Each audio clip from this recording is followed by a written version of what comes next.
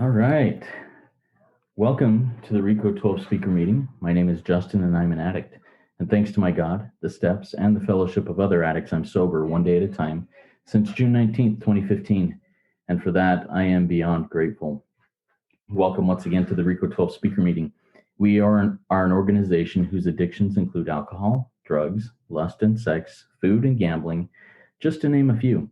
We come together from all places, faiths, and backgrounds to learn the similarities of addiction and to gain tools and hope from others who are walking a similar path. We invite recovering addicts with at least 1 year sobriety and who are actively working their recovery in their respective fellowships to share their experience, strength, and hope on a live Zoom meeting each Friday at noon Central Time for about 25 minutes. And then we, the live audience, get the opportunity to ask questions of the speaker, in this case, the speakers, for another 20 to 25 minutes. In order to ask questions, please type them in the Q&A link at the bottom of your Zoom window. Now, if you're hearing this podcast recorded and would like to participate as a live audience member, or if you'd like to even be a guest speaker in a future meeting, please go to www.reco12.com, that's RECO12.com, to learn more and submit your email address there to receive weekly invitations or to submit to become a guest speaker. RECO12 is an ad-free service, and we appreciate your help in keeping it that way.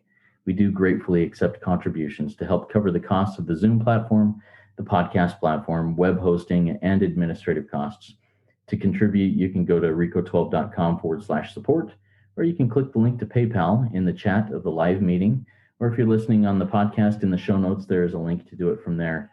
When you contribute, please specify the meeting number. This is meeting number 19. Last week's meeting was with Amy, who shared some powerful experience, strength, and hope.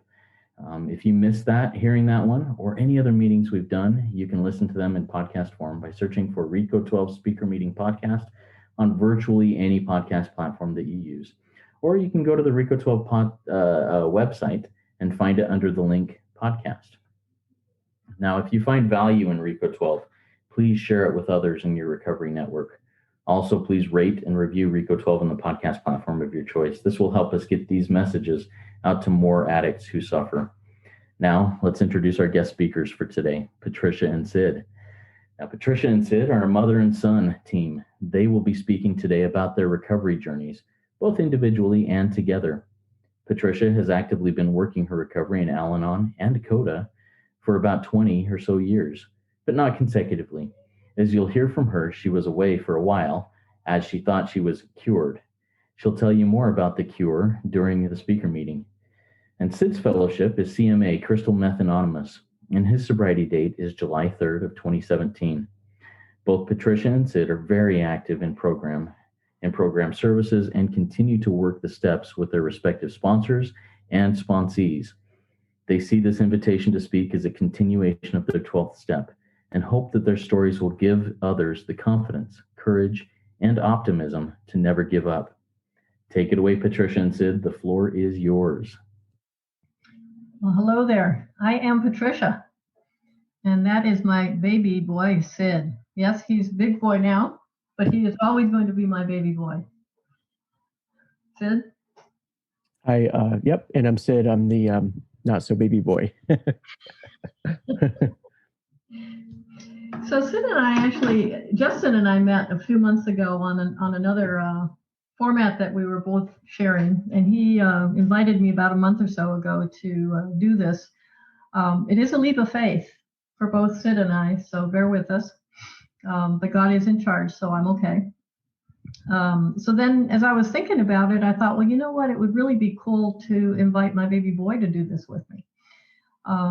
Couple of years ago, he asked me to please join him in New York in presenting his 2-year recovery tip to him, which was a big deal. And I was honored to be able to do it. It was a room full of people, lots going on, lots of people getting chips. So it was busy times. So we didn't have a lot of time to do our thing, which was probably fortunate in hindsight. But what came to me afterwards was this powerful sensation of, he and I have a really, really good story to tell together as mother and son. So here we are. I invited him and he graciously accepted. So we're launching. As I was preparing and we were preparing together, what I did was I found it was easier for me, since I'm the more senior member of the team, to look at the different chunks of my life, if you will, and to try to put into perspective, how did I get here? And in hindsight, as I've discovered over the years in program, my life has been, my God has been preparing me for this my entire life. I just didn't know it. So here we are. And I strongly feel that my higher power is God. I call my higher power God. I know that there's other names out there, and that's totally cool. But I feel that part of my 12-step work is to spread a message of hope. And what I've discovered in doing this journey with Sid is that it is a we journey from destruction to hope. My destruction, his destruction, all addicts' destructions. But there's hope. There's hope. And that's the message that I want to leave with you today. So just a little bit of background, well, maybe a little bit more than a little bit, but my early years, I was born and raised in Chile. Moved to the States when I was just about 20, so I have a lot of South American cultural influences, if you will, which you'll see that play out in part of my story. But one of the things that I discovered is that broken families make broken families. Unbeknownst to us, we learn things from our parents, good or bad, and then we pass them on to our children, good or bad. And then those things are repeated. And Sid is probably going to talk about some things that I taught him that I shouldn't have taught him, that he mimicked. And here we are. But it's not through any fault of our own as parents, as humans, that we do that. My dad did not have a good father role model. My mother did not have a good mother role model. And consequently, they brought that in.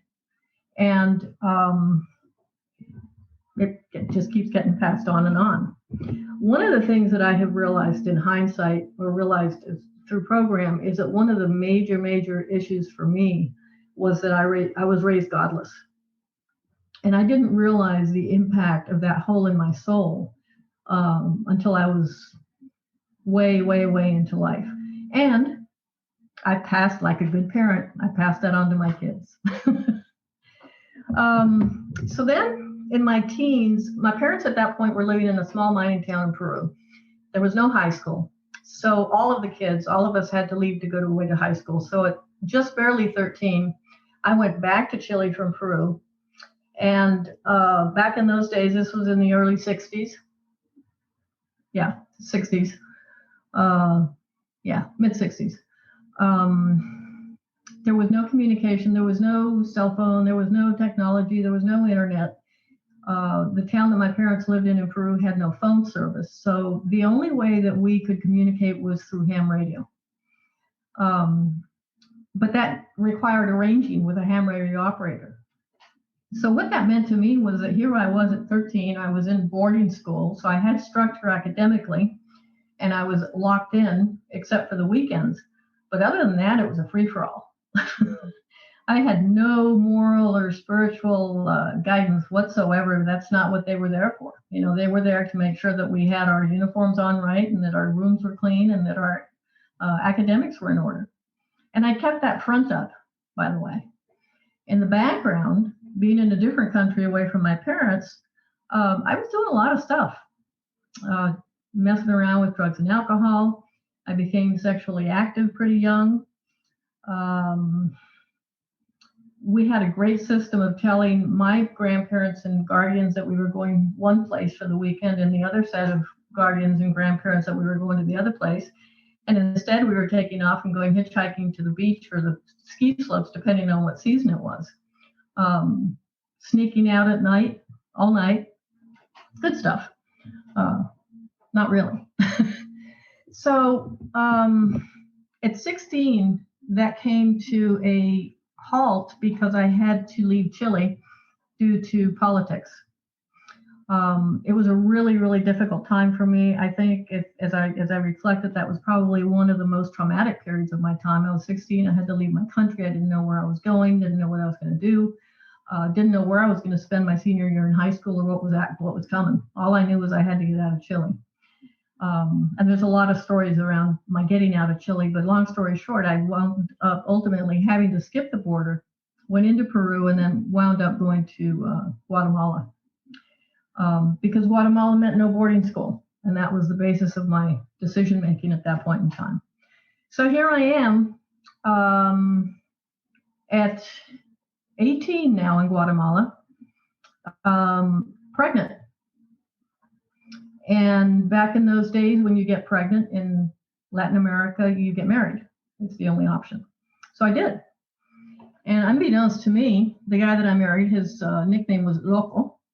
You would think that would have been a clue, but I wasn't picking up clue phones at that point. He was a really, really, really good alcoholic and addict, big time. So now I am at the end of my teenage years, and I am married to an addict and alcoholic, and I have a child. And I was ill prepared. So at 19, I made the executive decision that I was going to try my first geographical fix. So now I'm launching into those habits. If I moved this man to the U.S. and got him away from his family, then surely we could fix things. Didn't work, needless to say. So here I am at 20, married to an addict, in the States, in a new country, no family support around. My parents at that time were still in South or Central America. And now I had 2 children. Because I was pregnant early, I wasn't able to finish my college. So I now was focused on, these were my survival years. I was focused on putting food on the table and trying to manage my life with an alcoholic and an addict. Unbeknownst to me, one of the things that I began to do was search for my higher power husband, which is what was the beginning, if you will, of the manifestation of my issues with relationships.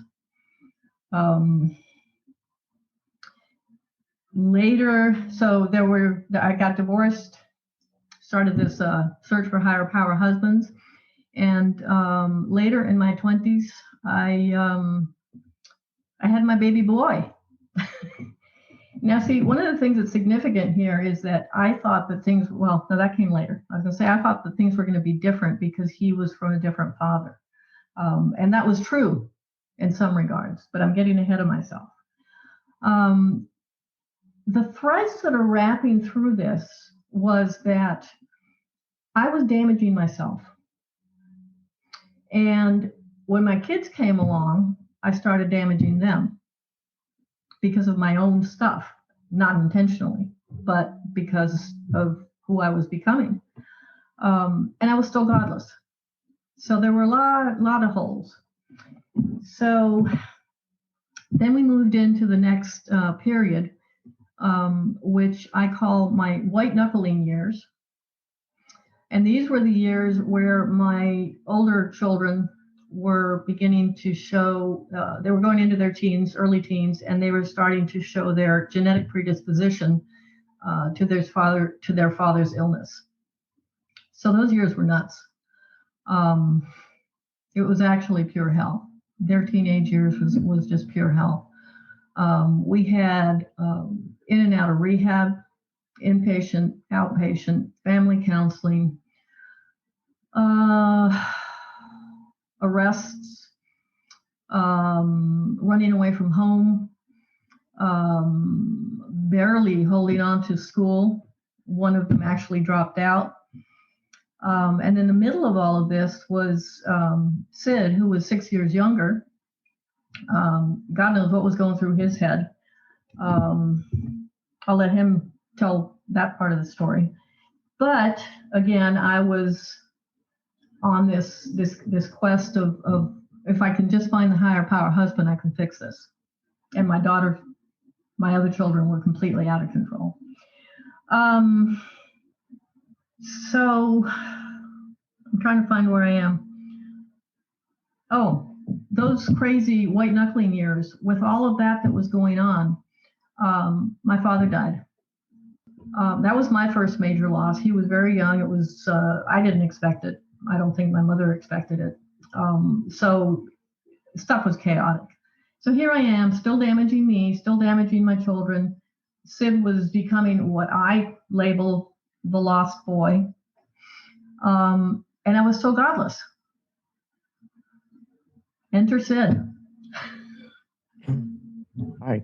And yeah, so for me during this time, I mean, this was elementary school, even a little bit before then. And so this was right around when Just Say No was huge and Dare. And so that contrasted with what was going on at home really influenced my abstinence for quite a long time. I mean, I didn't use or drink or anything till college, actually, which was probably not very typical. In addition to the other things that were going on at home, an impact of that was that there was this punishment book that my mom kind of was advised to put together. And it was this book that was like quite thick, and where you could get punished for any number of things, quite severely. And so I found that quite stifling. In addition to just this instability that was going on at home with my siblings, we were moving around a great deal. And that combined with the fact that there wasn't really a consistent father figure just led to a difficulty that I had in forming and maintaining relationships. So I found it a little bit difficult to get attention or feel love at home. But there were some glimpses of that. So, for example, when my mom and I just lived together, the two of us in Tallahassee, there were kind of fleeting glimpses of that kind of peaceful family life at home. So yes, the infamous punishment book that actually came from one of our counselors who suggested that was, I guess, the parenting du jour. That was the way to parent back then, and that was how I was going to be able to control and fix these bad children. Because for me, it was all about controlling and fixing. And I had bad children because I had bad husbands. It wasn't about me. Yeah, sorry about that, Sid. But we made our amends, so we're good. So anyway, one of the things that happened for me along that time is that my middle child, my older child was already away in an inpatient facility, and my next child went into rehab. So now there's two down. While my second child was in rehab, we had family week. And to be honest with you, I don't remember if we ever had family week with the older one. It's some of it's just a blur. But what did happen in the second one's family week was that we were sitting in one of our first meetings, and they put up this big poster board of all of these behavioral characteristics. And it was me. Every one of them was me. And here I had just walked into this room, and these people already knew all of my shit. How could they know? The good news was that was the beginning of a turning point for me. So here I am in my mid-30s, and by the grace of God, one of those counselors planted that seed of hope. And what they said to me was that we suggest when you finish this family week that you start looking at Al-Anon. And I did.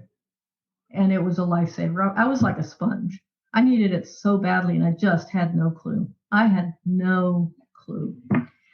So then I was starting to move out of the white knuckling stage, and was moving into what I'm calling the coming out of it stage of my life. I was learning about powerlessness. I was learning about unmanageability. I was introduced to God, and I was humbled. And I started to feel hope. So here I am in my coming out of it stage, starting to feel hopeful, and my mom died. So we have grief on grief again. At that point, there was no higher power husband in the picture. Sid and I were by ourselves, which was really good for us. And I was doing Al-Anon and CoDA pretty hot and heavy. And Sid would go with me to meetings and sit on the side of the room and do his homework. And then we would go and have our after the meeting meetings where we all went out to eat together. And he would get glasses full of every piece of everything on the table, the ketchup, the mustard, the mayo, the drinks, the Pepsis, etc., and mix them all and make things. But the important thing about that time is that he and I were beginning a little recovery journey together. We didn't know it. It was unconscious. And I'm hoping that some seeds were beginning to plant for him too, that there was a way out of this mess. But I wasn't done. I had one more big hurrah. There were some custody issues that were going on, and I got some bad advice from an attorney.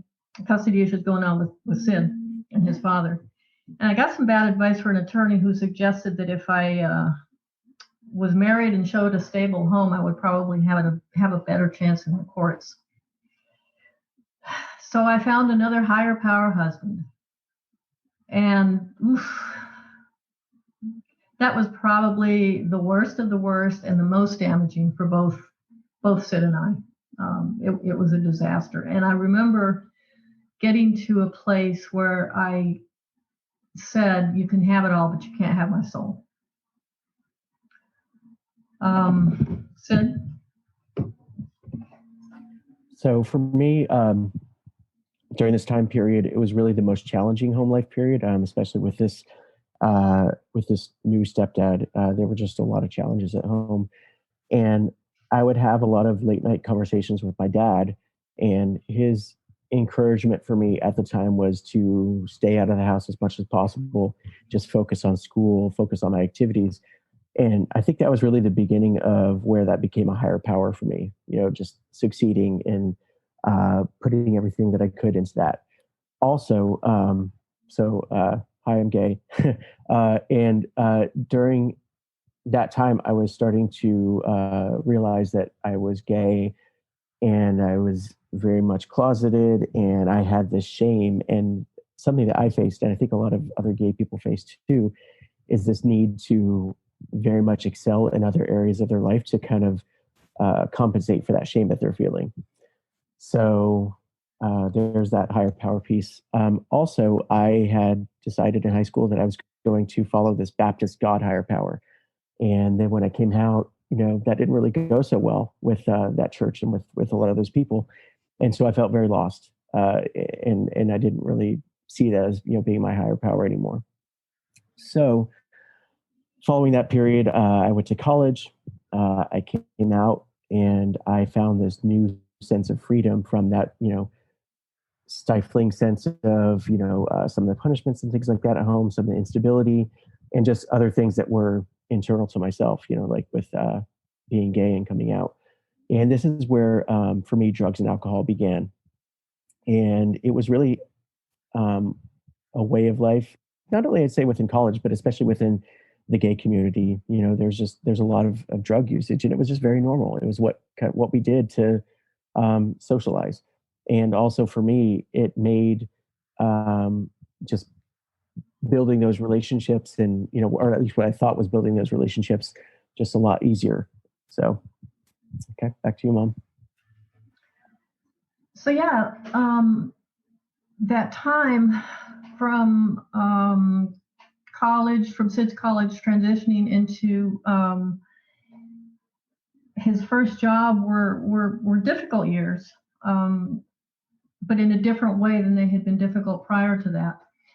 So here he was, my beautiful baby boy, the successful one, the non-addict, the non-alcoholic, no genetic predisposition, high achiever, graduated high school with honors, graduated college with honors. He is a chemical engineer. He graduated with no student debt. He was so good at his internship that they gave him, they made him an offer before he was even finished with his degree, and he could walk into this great job with full tenure for the last year of school. What a success. What a success. And then the 8 years of silence. Sid? So, yes. So during this time, as my mom mentioned, so I graduated from college. I moved to Minneapolis for this really great job. And what I experienced during this time was, just even more sense of freedom. But at the same time, I was starting to feel more and more lost. Thank you, Justin. I was starting to feel more and more lost. So I had this lack of direction. I had things very well kind of planned out before then, and kind of didn't really know where to go from here. In addition, I had these resentments, and I didn't know how to handle them. And one of the impacts of that was that I cut my mom off for years. For years we didn't talk. In terms of drugs, and in particular crystal meth, the usage started out just as kind of a here and there sort of partying, kind of social sort of thing, and changed over the course of years to being fun, social, to basically relying on this for connection, for relationships, to like just using it daily to get through life. Had a huge impact on my relationships, but I didn't really see that. Eventually, it started to have a huge impact on work, which was, again, my higher power, really. And that's where I started to recognize that there was a problem. I moved to New York. I did what was my, geographical. And that's where I actually came into recovery. I started to recognize that there was a problem. And I started to open up to friends and family about the struggle. So I'll continue on a little bit, Mom. I was also, quite stubborn, and I really needed a program at that point to meet me where I was. And so I came into a harm reduction program, which was very helpful for me to at least kind of get one foot in the door in terms of recovery. But I still continued my decline over that period of time. Okay, Mom. So the 8 years of silence was ended when I got a phone call from Sid's best friend, who told me that he was in a really, really, really bad place. His father was very ill and was probably going to be dying, and Sid needed me. I don't remember actually if it was he who reached out or me who reached out at that point in time, but we did reconnect and started rebuilding. So while he was going through all this transition with his father and the loss of the job in Minneapolis and the move to New York, one day he said to me, but there's more, Mom. And I said, really? How much more can there be, baby boy? And he said, I've been struggling with addiction. And I said, and to what? And he said, crystal meth. And my world came out from under me. Because to me, crystal meth was the bad drug. That was the bad of bads that was going to kill him. So fortunately, I remembered after about 3 days of wailing and controlling and fixing, because what I did was I remembered that I knew how to do this because I had gone through this with my 2 other children. So I started doing the checklist of this is how he's going to get fixed. This is how I can control the situation. I'm the mother. I have control over this. So anyway, that didn't work. I soon remembered, thank God,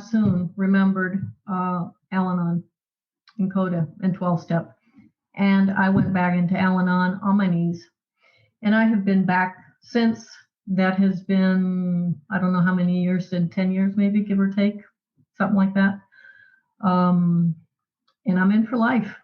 I'm in for life because I know that I was never cured because it's my stuff. It's not about them. And until I get straight in my head about my shit, I'm not ever going to be cured. And so for me, at this point, I had this continued sort of decline until finally, I just really had the hugest impact on my work higher power. I lost this really great job, and for me, that was the thing that I needed to really just to really show me that I needed to make a huge change. And so that's where I came into program. For me, my program is CMA, Crystal Meth Anonymous. And because I'd hit my bottom, I admitted that I was powerless, that I had this unmanageability in my life. At that point, I took it upon myself to do a 90 and 90, which, if you don't know, is 90 meetings in 90 days. I got a sponsor. I started working the steps. For me, steps 6 and 7 have been the greatest impact because it's really about recognizing the way that you automatically want to react in a situation, taking a pause, and hopefully sometimes reacting in a different way. Sometimes maybe I don't do that, but I at least take the pause and think about it first. And, so I've been doing really quite well. I'm building, I think, what is a life of greater authenticity, greater self-love, rebuilding my relationships with both friends and family. And, I am what I hope to be is more selfless. I'm working with some sponsees, able to care more for others, pass on the message to them, and really just see the impact of my recovery.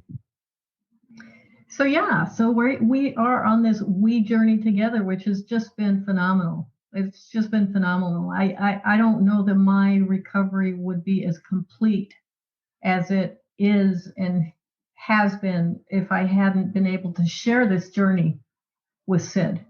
And I think that it's brought us closer in ways that probably nothing else could have. One of the things that I want to wrap up with is that I've come to understand two things. One is that my life without God was far worse than my life with God, and that's pretty core for me now. The other thing is that everything in this life of value and of importance that I've learned from this disease of addiction. And for that, I'm grateful. And awesome. I love you, baby boy. Thank you so much, Patricia and Sid. That's awesome. And go ahead and share back your love there, Sid. I love you too, Jen. Oh, beautiful. Beautiful.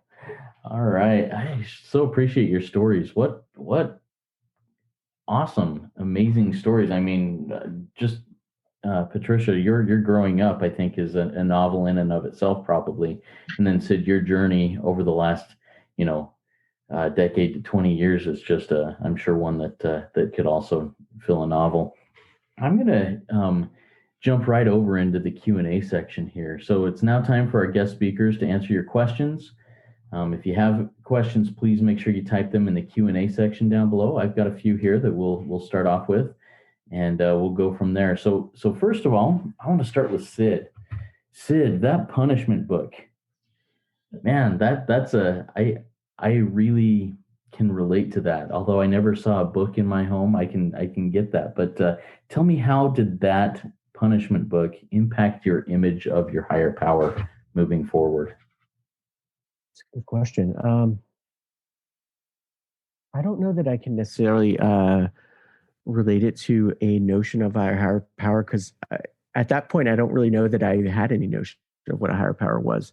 And I think really ultimately, for me, I just found it to be stifling in a way that I couldn't really express myself. I couldn't really say the things I wanted to say, act in ways that I wanted to act. In my experience, and that impacted things later on because it was like a pendulum swinging. And so basically it went from a place of bottle everything up, don't show who you are, to, okay, I'm going to completely go the other way and do whatever the hell I want. And in that sense, I was sort of higher powerless as well, too. Just sort of, I don't know, maybe it was meant to sort of give me some direction, but it worked completely the other way. I appreciate that. And I can see though how that would mold how I would think of my higher power. Hey, if I do this, I'm going to get that punishment, and God's going to hold me to that. Now, what does Sid, following up on that, what does your current higher power, what does that look like to you right now? Really good question. That is something that I am honestly defining for myself again, what it looks like right now. I would say, I definitely recognize that there is a higher power, that I can't do this by myself, and so maybe in some senses, a higher power for me could just be my support network, right? I, for a period of time, had recognized that program for me, CMA, was a higher power. And then last year I had some challenges with that program, and that really kind of shook my notion of, all right, is this really the higher power? So I did manage to move past that. I didn't use, but I don't know that I would consider that necessarily what my higher power is right now. So it's interesting to ask that question, because I'm also exploring right now what step 11 is going to look like for me. So what does prayer and meditation look like in my life? And so I'm asking around to other fellows that have some time and experience as to what that looks like for them. So I'm exploring really right now. Very good, and I wish you the best of I don't want to use the word luck, but that's all I can think of in that. I hope that you find comfort and a source where you can feel that guidance and meditation that comes through that. Patricia, a couple questions for you. And these are focusing a lot on higher power, and maybe that's because where I come from, but this is really good. You talked about seeking higher power husbands. Now, as you compare the higher power husbands that you sought to higher power God, what was the immediate difference that you found in that search and in that discovery? The immediate difference, I think, was the realization that my God, my real higher power, is not in physical form on this earth, and that those unkind humans that I was choosing to fix what was wrong, it just wasn't the way. It just wasn't the way. There is no way that those men could be a higher power. Thank you for that.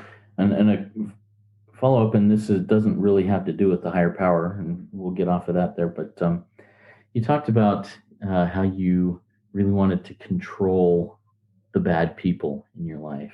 When and how did that realization that your powerlessness over controlling them, and also that you played a part in what was going on, how did that come to pass, and then how did you deal with that, recognizing your own part in these situations? This notion of controlling and fixing for those of us that are codependents or Al-Anons is really at the root of our malady, if you will. It's a little bit different gig in that our addiction, my addiction, is you and you and you and you. It's a relational thing as opposed to a substance thing. So it takes on a different.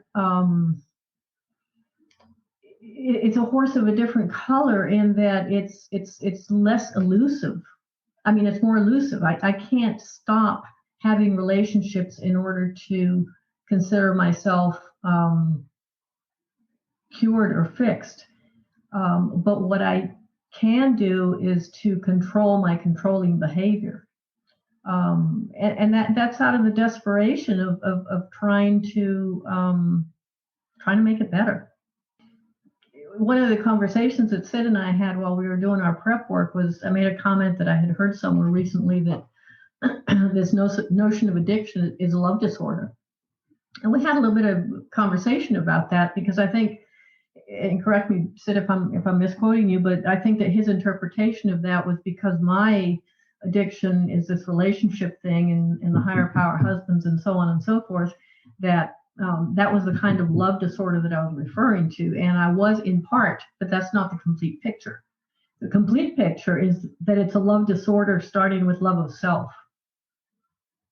And from there, the disease can manifest itself outwardly in a number of ways.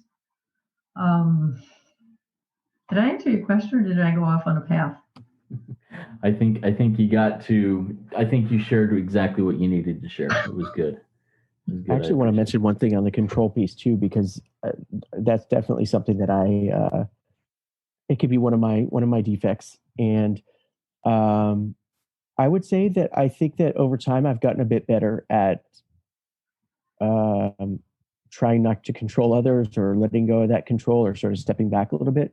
But when it comes to myself, that's actually really something that I'm trying to sort of rebalance right now. And the reason why I say that is, I'm thinking from honestly from an emotional standpoint. So when I was using, I just didn't have any control over my emotions, right? I was really at the whim of them. And to some extent, I would say that I probably used to be able to access those emotions, right? And so I think I had this overbearing feeling that I needed to control because they were so out of whack. And now that I haven't been using, I think that there's still not that equilibrium there, right? Because I'm so used to controlling how I feel, that I think that overbearing sense of control is kind of impeding my ability to show them sometimes, to be vulnerable. And so that's something that I'm actively working on. Very cool. Thank you, Sid and Patricia. Got a comment here, and I'll add a question on the end of it. But the comment comes in from Sal, and he says, both of my parents were dead by the time I realized that I had a serious addiction. I miss the strength that my parents would have been to me in my recovery. I am blessed to have a wife that is standing beside me the way that you, Patricia, are standing beside Sid. So my question is to both of you, Sid and Patricia, how is having a loved one, a member of the family, working together in recovery, how has that benefited both of you? I didn't have either of my parents by the time I started my recovery. So Sal, I feel what you're talking about. I remember actually early in my recovery, I was on a trip with my mother, and I was reading my Al-Anon book, my One Day at a Time.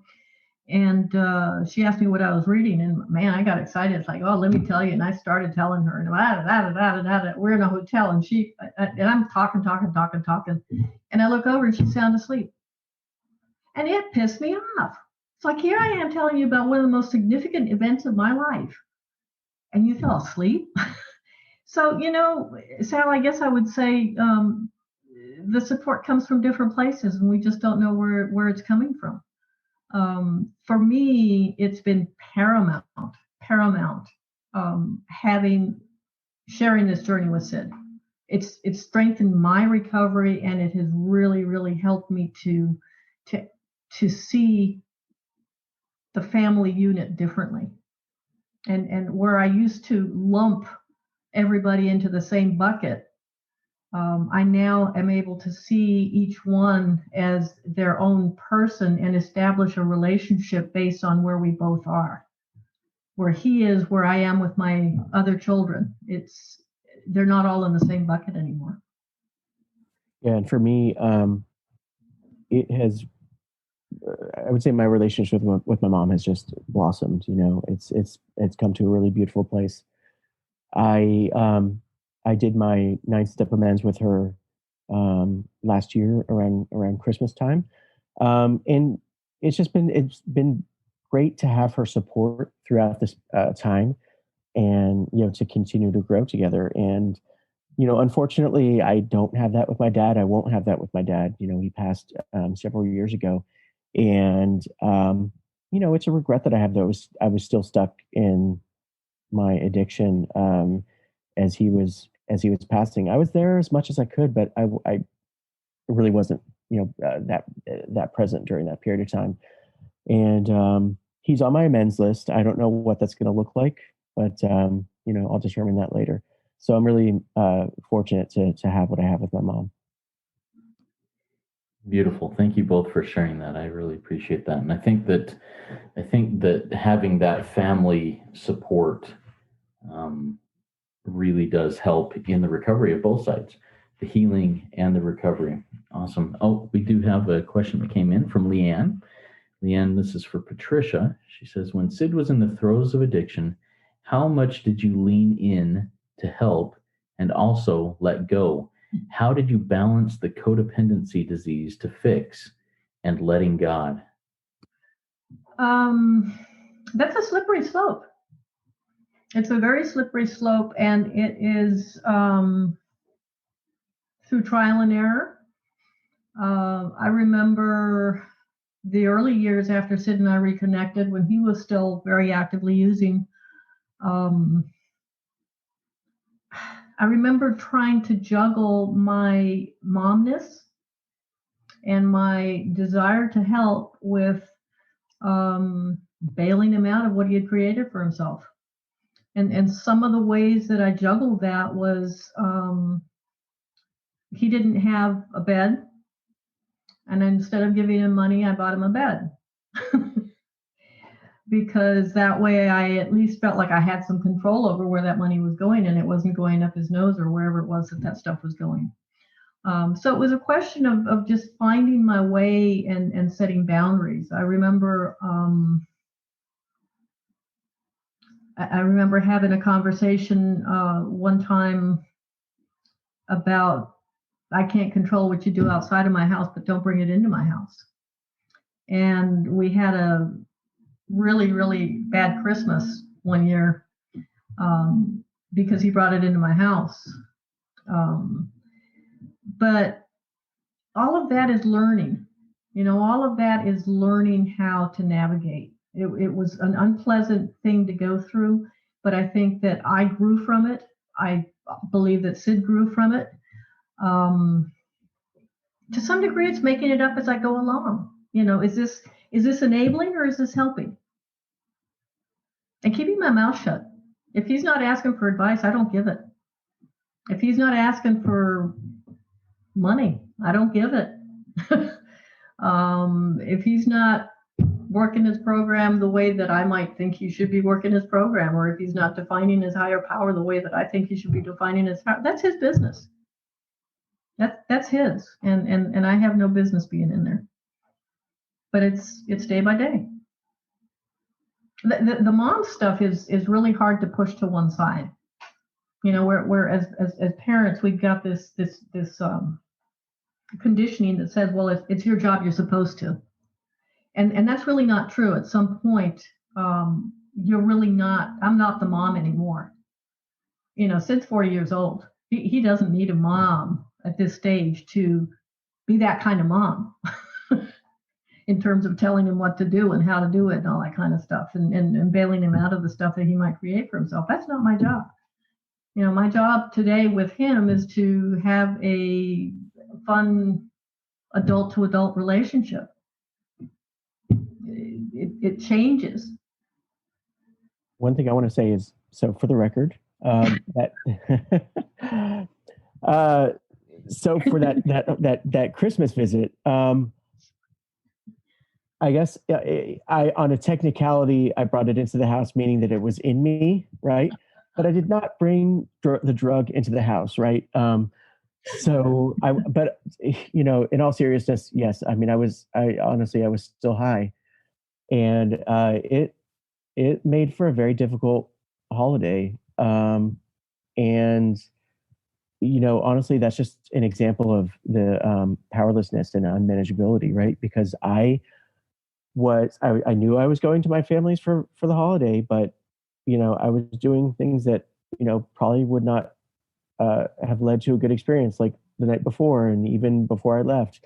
I was powerless, and it led to just a very unmanageable experience. Very good. Thank you both for those shares. I'd like to turn a minute or two over to each of you to give us some final words of wisdom, maybe from your own experience, strength, and hope in this, to maybe encourage others who are looking for the solution, encourage others who are looking for some hope, a light of hope. So let's start with you, Sid, and then Patricia, if you'll close us up on that. So I would say, from my standpoint, that if you're struggling with addiction, to be patient with yourself, be kind to yourself, be gentle. This isn't something that you can do alone. Ask for help. Be willing to ask for help. Just so along the lines of being gentle to yourself, find something that works for you. Find a program that works for you. If you are having some difficulties, if you don't like what you're seeing with one thing, if it's 12-step, or if it's harm reduction, or if it's even forms of like meditation, just find something that works for you. Thanks, Sid. Patricia? I remember in one of my early return Al-Anon meetings, when I was in my desperation.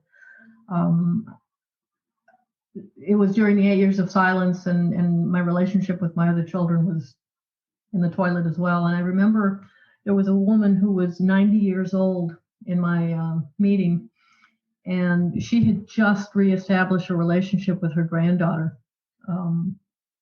And it came because of some events that happened because of both of their recovery. And she came up to me at the end of the meeting, got about 2 inches pre-corona, 2 inches from my face, and she said, she says, "Don't you ever, ever, ever give up. There's always hope."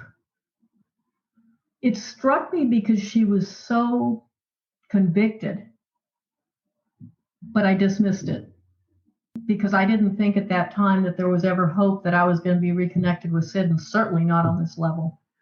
I didn't think that I was ever going to be reconnected with my oldest daughter, because that relationship was just a disaster for a long, long, long, long time. And now we talk and we have fun. The other one, jury's still out. But we all suffer from this disease of addiction, regardless of what the substance is. And if we recognize that and we come at ourselves and our loved ones with compassion, we can break the chain. I really believe that. My hope is that for future generations, that they won't have to go to the school of hard knocks like we have, because we have a message now that we can share. Awesome.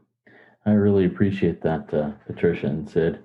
Addiction is a family affair, but recovery is also a family affair if we make it so.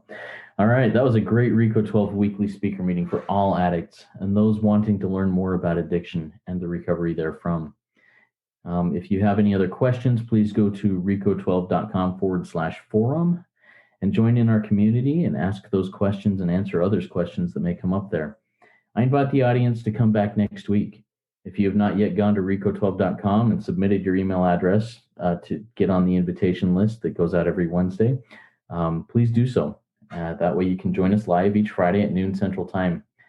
I have been asked to choose a recovery prayer from a list, and I've chosen the Thomas Merton prayer.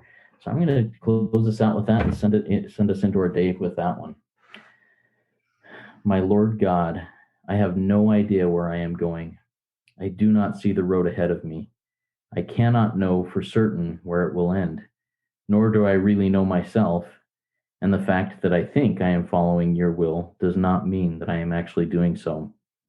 But I believe that the desire to please you does, in fact, please you. And I hope I have that desire in all that I am doing. I hope that I will never do anything apart from that desire. And I know that if I do this, you will lead me by the right road, though I may know nothing about it. Therefore, will I trust you always, though I may seem to be lost and in the shadow of death. I will not fear, for you are ever with me, and you will never leave me to face my perils alone. Amen. Thank you again, Patricia and Sid. This was such a good one. Everybody, keep coming back. It works when I work it, so work it. You are worth it. Have a great week. Thank you, Justin.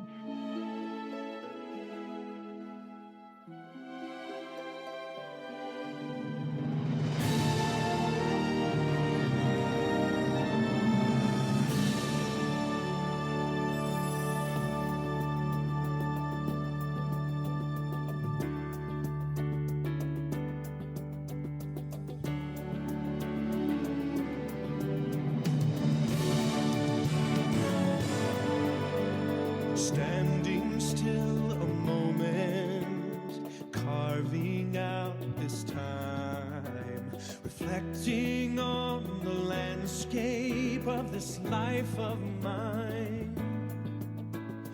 Peaks too high to conquer, streams too wide to cross, troughs too deep to walk through without incurring loss. Yet here I am, still standing tall, despite the rough terrain. One like me survived.